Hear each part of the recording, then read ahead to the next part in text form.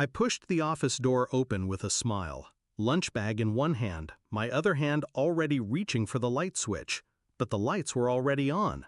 I didn't hear typing or the usual shuffle of paperwork, just breathing, heavy, urgent. I saw them before they saw me. My wife, head tilted back, moaning.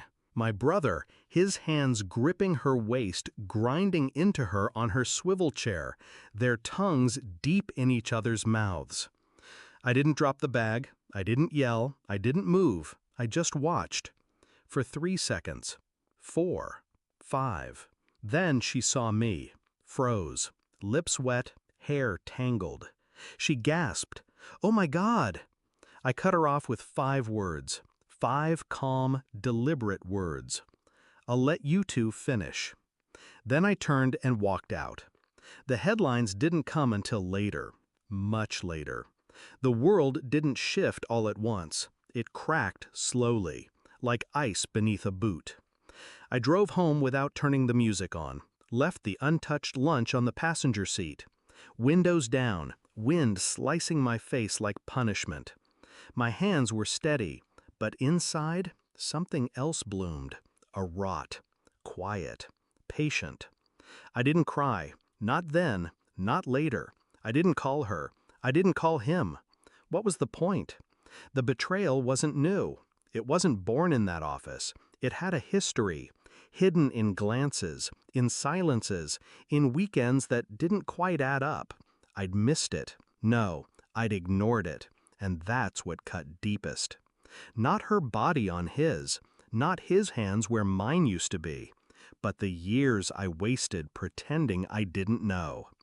I didn't hire a PI. I didn't need one. I had access to her phone, her email, our shared drive. They weren't careful. That was the insult. They thought I was too soft, too stupid, too trusting. They were half right. A week passed. I played the husband, smiled at neighbors, picked up groceries, made her coffee. She came home late, often. I stopped asking why. Instead, I tracked her GPS. She wasn't going to the gym. She wasn't going to her sister's. She was going to a motel. The same one, room 206. I booked the room across the hall the following Tuesday, watched them check in, watched them leave. I didn't confront her, not yet. I wasn't collecting revenge. I was collecting truth. And when I had enough, I called in a favor from an old friend, a journalist. The story broke on a Thursday morning, front page. Corruption scandal, tech executive and city contractor exposed. My wife, VP of acquisitions. My brother, contracted for city infrastructure. Millions funneled through a fake consulting firm. Invoices signed by her. Deposits routed to him.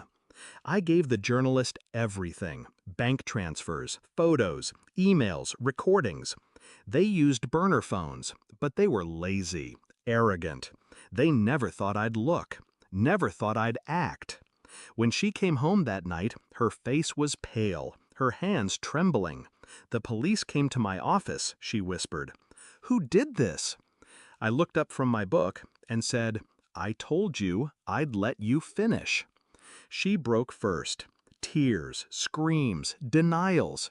"You ruined us! You ruined everything!" But I didn't raise my voice. I didn't even blink. I slid the divorce papers across the table. Everything was signed. Final. Irrevocable. She'd lose the house, her shares, her name. And him? He was already in custody. Wire fraud, tax evasion, bribery. She still hadn't realized what I'd taken from her. Not the money, not the reputation. Her illusion. The safety of her lies. "I trusted you," she whispered. I smiled. No, I trusted me. She didn't respond, just stared, as if seeing me for the first time. I left the city the next morning, sold the house, burned the photos, deleted the memories. Some people said I overreacted. Some said I was cold. They didn't understand. I didn't ruin her. She did that herself. I just gave the world a front row seat. It wasn't about revenge. It was about closure, about truth, and silence. The kind that speaks louder than screams.